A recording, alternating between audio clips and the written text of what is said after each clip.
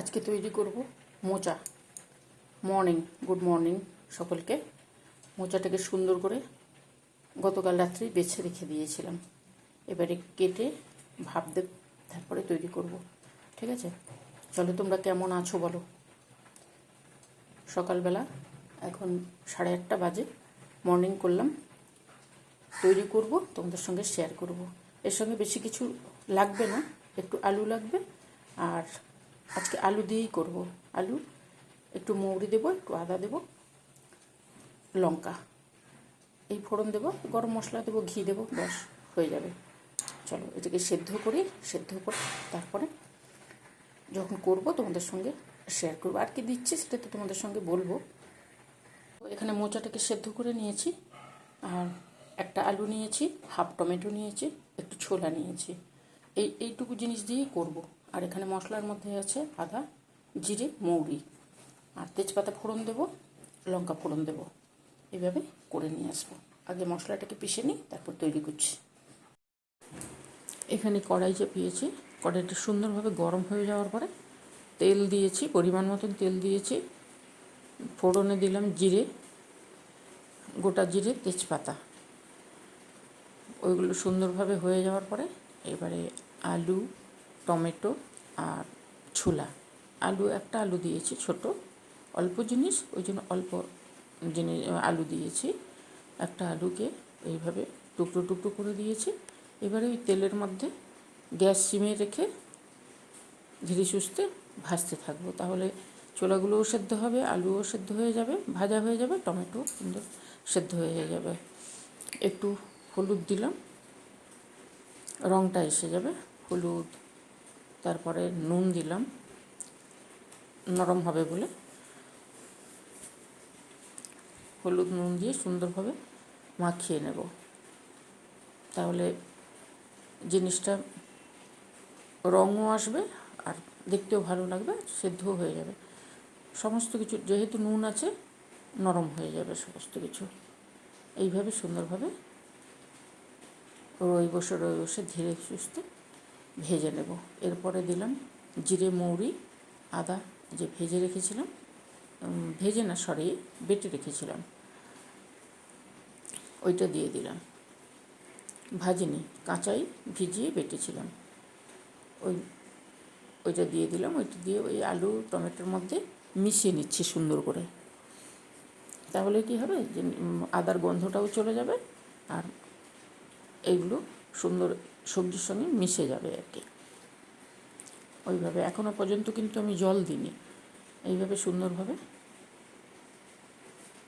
নাড়াতে নাড়াতে কাঁচা গন্ধগুলো, মশলার কাঁচা গন্ধগুলোও চলে যাবে, আর আলু সেদ্ধ হয়ে যাবে। এইবারে দিলাম হালকা গরম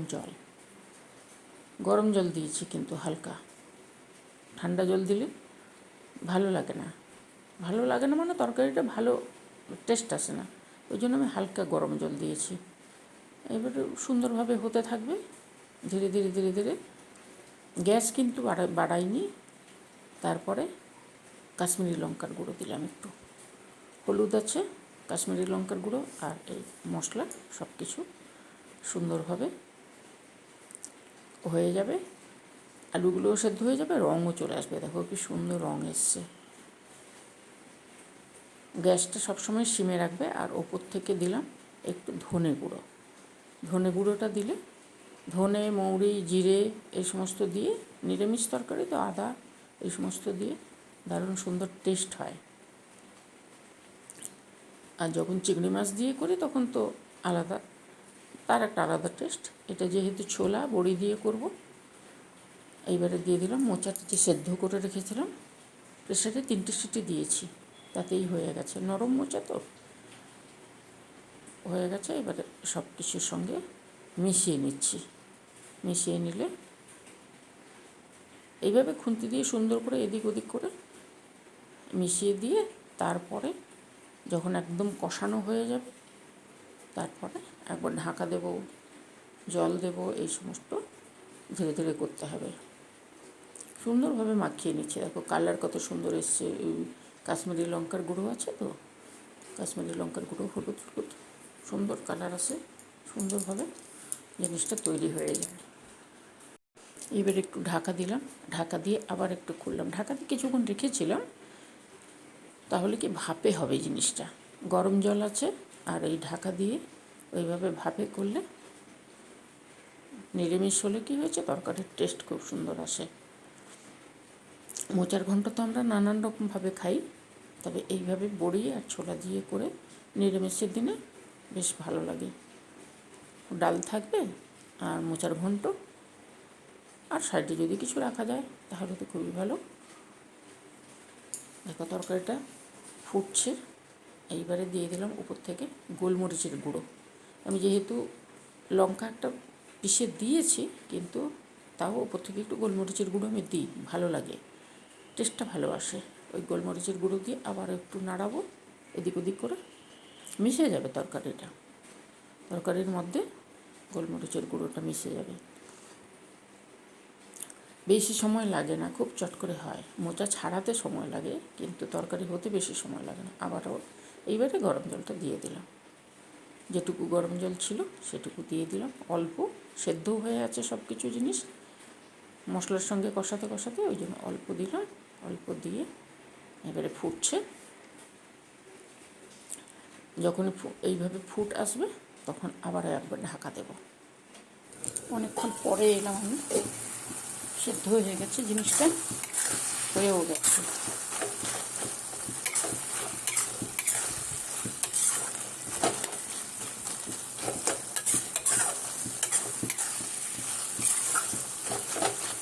এইবারে দেবো একটু চিনি, দেবো সামান্য একটু চিনি দেবো।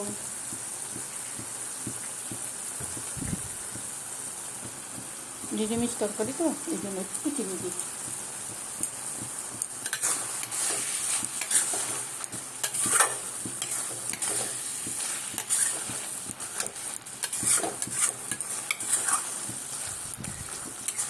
দেখো হয়ে গেছে জিনিসটা, নামিয়ে নেব।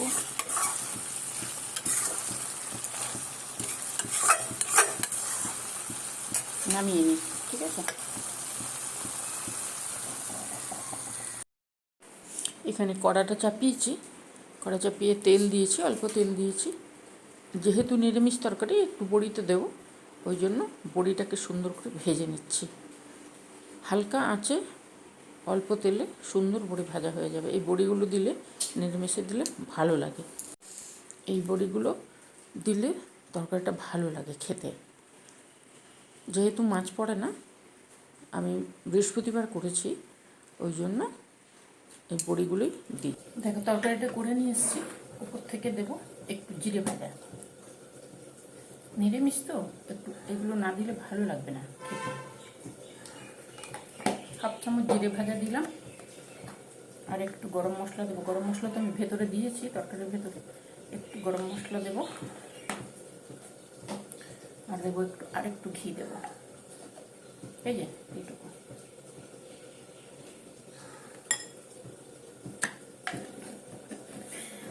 তোমরা কেমন আছো বলো? সকালবেলা এখন কটা বাজে? 9:10। এই বড়িটাকে গুঁড়ো করে দিয়ে দেবো। যদি চিংড়ি মাছ দেওয়া হয় তাহলে বড়ি দিই না আমি, আর যদি নিরামিষ করি তাহলে এইভাবে করি। ওই মৌরি, জিরে, আদা, টমেটো আর এই সমস্ত জিনিস দিয়ে নিরামিষ করি। চলো, সুন্দর হয়ে গেছে নিরামিষ মোচার ঘন্ট। ঘিটা উপর থেকে একটু দিই, আর ভেতরে তো একটু থাকে, উপর থেকেও একটু দিই, ভালো লাগে। যদি ভালো লাগে তাহলে কি করবে, করে নিও তোমরা, ঠিক আছে? করে নিও। আর তোমরা কেমন করে করো আমাকে একটু জানাবে। আমি নিরামিষ করলে এইভাবে করি, আর যখন আমরা মাছ দিয়ে করি, আমরা চিংড়ি মাছ দিই। চিংড়ি মাছ অনেকেই দেয়। চিংড়ি মাছ দিয়ে যখন করি তখন একটু সবজি দিই, সব রকম সবজি, বেগুন, আলু, কুমড়ো, এই সমস্ত জিনিস দিয়ে। আজকে দুর্দান্ত হাওয়া চলছে, পর্দা উঠছে, জানলা দিয়ে হাওয়া এসে পর্দা উঠছে। এই সমস্ত দিয়ে ওইটা করি। চিংড়ি মাছ থাকে, আর তখন বড়ি দিই না। যখন চিংড়ি মাছ দিই তখন বড়ি দিই না, আর যখন বড়ি দিই তখন নিরামিষে এইভাবে তৈরি করি, ঠিক আছে? চলো, তোমরা ভালো থাকো, সুস্থ থাকো, সাবধানে থাকবে। আর কি করবে, করে খেও। যদি পছন্দ হয় লাইক দিও, সাবস্ক্রাইব করো। আজকে 9:10 বেজে গেছে, সকালের একটু তাড়া আছে, ওই জন্য তোমাদের সঙ্গে একটু গল্প করে নিলাম, একটা রেসিপি শেয়ার করলাম। ভালো লাগলে অবশ্যই করো। দেখা হবে পরে আরও কোনো রেসিপির সঙ্গে নতুন আর একটা দিনে। ঠিক আছে, আজকে তাহলে চলি, টাটা। ভালো থাকবে, সুস্থ থাকবে, সাবধানে থাকবে। আজকের মতন কী করবো, টাটা।